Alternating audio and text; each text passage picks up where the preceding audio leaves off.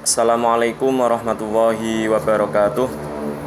Salam dan bahagia bagi Bapak dan Ibu guru di seluruh Nusantara. Berjumpa lagi di seri Semangat Guru 2, kompetensi non-teknis pendukung implementasi kurikulum merdeka. Sebelumnya perkenalkan, nama saya Rofiuddin, guru pendidikan agama Islam dan budi pekerti di SD Negeri Pucang Rejo, Kecamatan Gemuh, Kabupaten Kendal, Provinsi Jawa Tengah. Selanjutnya, di sini saya akan merefleksikan video pembelajaran mengenai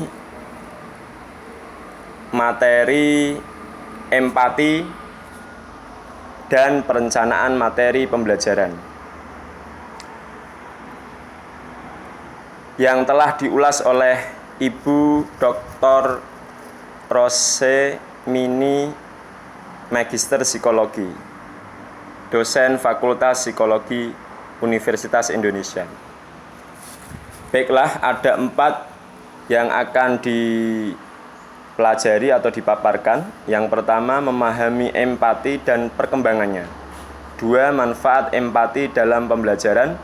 3, mengasah empati. Dan 4, menerapkan empati di ruang kelas. Bagian pertama, memahami empati. Dijelaskan, empati adalah kemampuan untuk memahami perasaan, pikiran, dan keinginan orang lain. Namun, pada saat yang bersamaan, tetap terpisah dengan menjadi diri sendiri.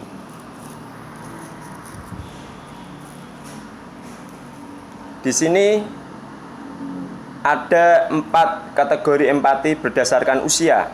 Yang pertama, empati global, yaitu usia 0 sampai 1 tahun. Proses alamiah empati. 2, empati egosentris. Anak mulai bisa membedakan bahwa kesedihan itu bukan miliknya. Kesusahan yang sedang menimpa orang lain bukan kesusahan dirinya. Yang ketiga, empati kognitif. Usia 6 sampai 10 tahun. Anak mulai memandang dari perspektif orang lain, khususnya orang yang sudah dikenal. Dan yang keempat, empati abstrak, mulai usia 10 tahun sampai ke atas. Empati tidak hanya ditunjukkan pada orang yang dikenal atau sering ditemui. Jadi semua orang bisa berempati. Jadi dirinya berempati kepada semua orang. Untuk selanjutnya, di sini 4 terdiri dari faktor kognitif dan afektif. Jadi bisa faktor kognitif, ya. Jadi kecerdasan, pemahaman tentang nuansa emosi. Yang kedua, faktor afektif. Ya, saat seorang melihat kejadian di luar dirinya dan dia dapat memahami apa yang dirasakan. Di sini cara mengasah empati. Bagaimana caranya? 1, kontak mata. 2, respon yang sesuai. 3, menghindari gangguan. 4, mengajukan pertanyaan. Yang kelima, parafrase. Yang keenam, tidak memotong pembicaraan orang lain. Dan yang terakhir, transisi peran. Jadi menggantikan peran, transisi, mengubah. Untuk selanjutnya, kita akan resep atau kita implementasikan praktis.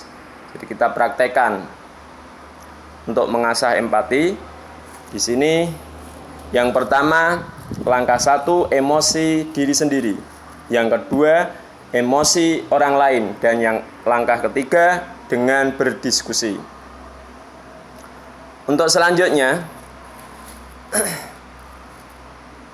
mengapa praktek ini efektif? Ya. Jadi bisa efektif. Yang pertama, melatih nuansa emosi, melatih mendengar aktif. Yang selanjutnya,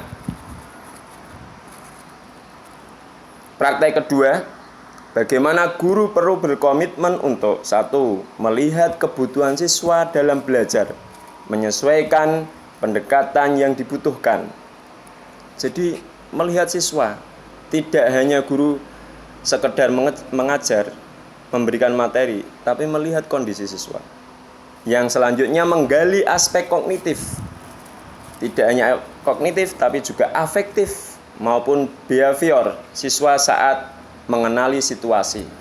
Jadi harus tanggap semuanya, tidak hanya kecerdasan semata, tapi harus perasaan, nilai, tingkah laku, kebiasaan itu juga harus dikenali.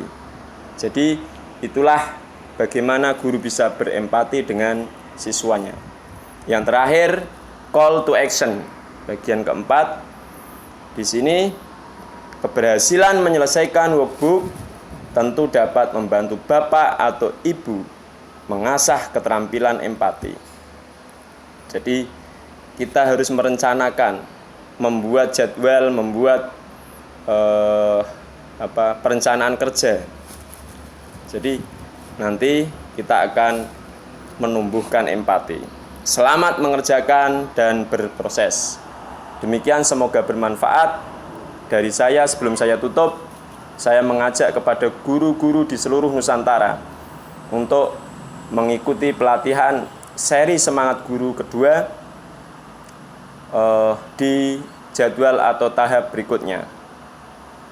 Saya akhiri, kurang lebihnya saya mohon maaf.